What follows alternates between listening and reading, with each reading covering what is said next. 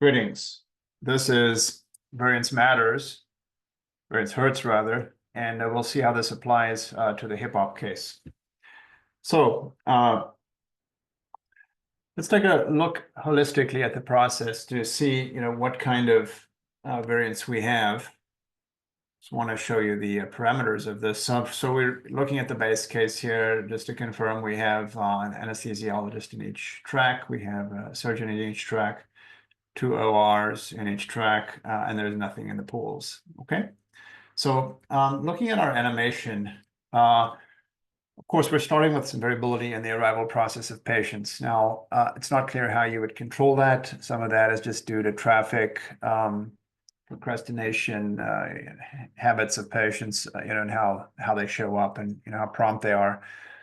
So it's not clear you're going to have any success in managing that all that well.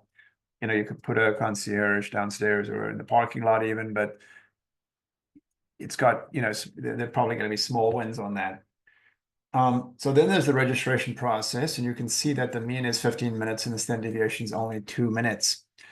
So, of course you could reduce it, but the standard deviation looks rather small relative to the mean anyway. So improvements would help, but how much is the question?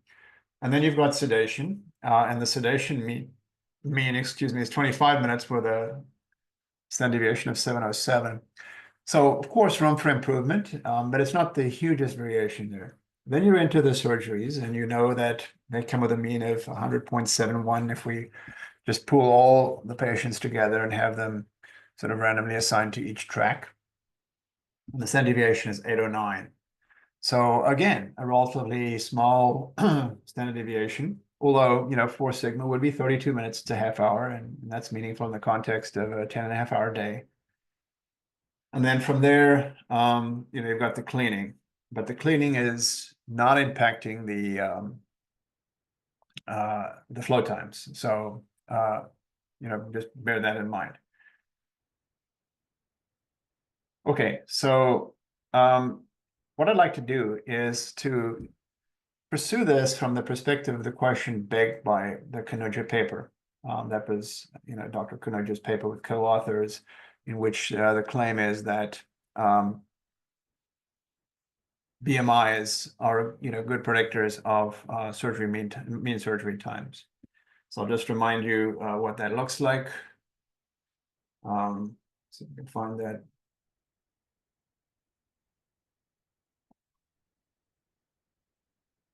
At this one. So I had it here.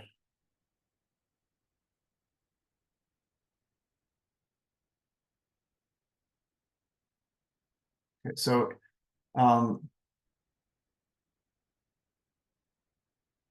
here it is. So in the paper, this is an excerpt from the actual Kanuja paper. Here are the median surgery times shown to be statistically significant. And we've embellished that. We're taking those medians to be means for the purposes of the case. And we've got additional standard deviation information in here.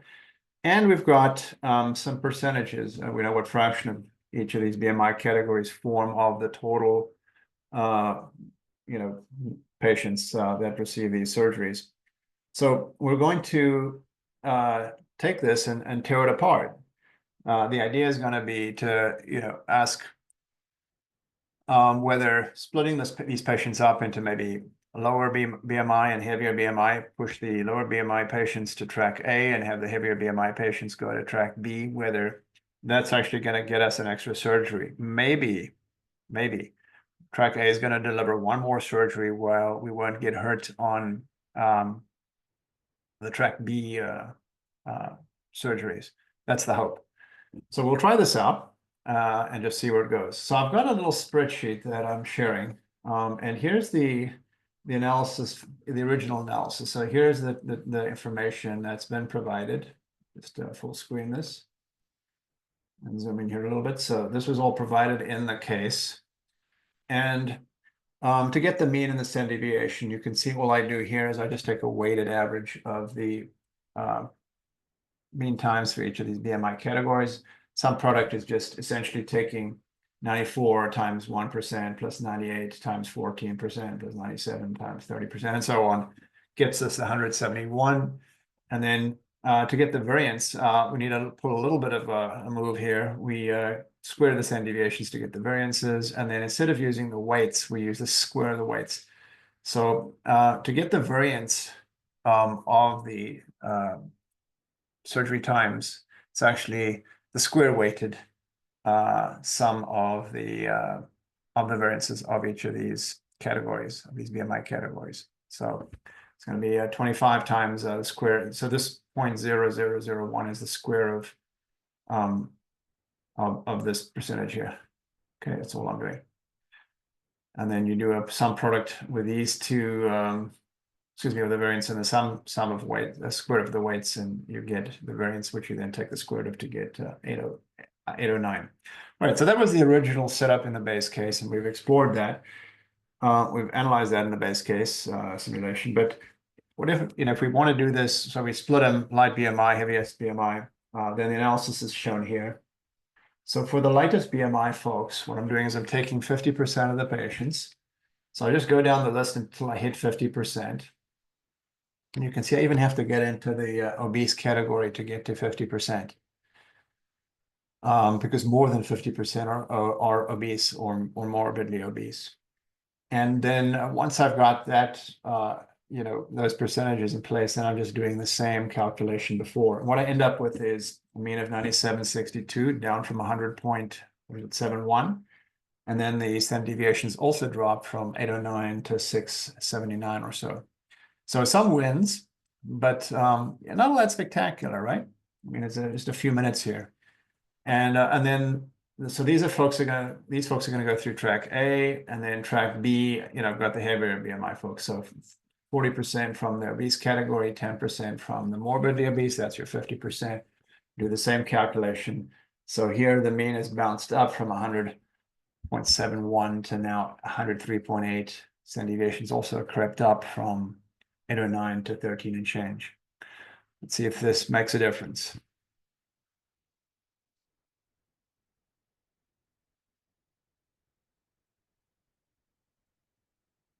Okay, so I want to go into simulation main, and I want to change these. So the surgery, the lighter folks are going to come in here, and the mean for that was 97.62 with a standard deviation of 679.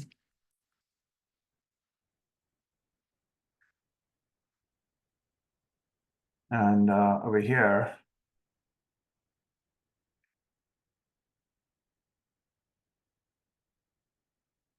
you have 103.8. And then the higher standard deviation. So lower BMI in track A, higher BMI in track B. Let's have a look and see what happens here. 13.42. You can verify the rest of the conditions satisfy, the base case setup, other than just these changes of lighter and heavier BMI. And let's run this and see what we get.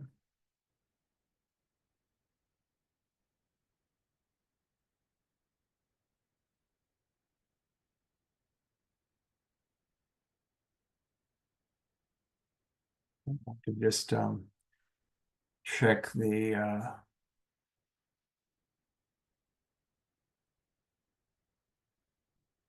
gear. So we're 10 minutes into the simulation. Patients are moving along through registration, getting into sedation now. You should definitely run one of these simulations slowly to just make sure that you're on board with everything that's happening, that it's a fair reflection of what would be happening in practice. Then validation is always going to be key. But I'm now going to run it to completion. So we got 5 and 4. So hopes are rising a little bit. Because if you believe that the base case is 4 and 4, then maybe we've got a win here. But I don't know if the base case is 4 and 4. You'd have to, make that determination with multiple replications. I'll run this one more time to see if this 5-4 thing holds up. And there it's run again. Okay, so I want to just verify the flow times here are 5 and 4, 186, 234. I'll stop it and run it again. Now 172, 219. I'm getting that because I'm using random seeds. So it's like a different look. But notice what just happened here. I got a 4 and a 4.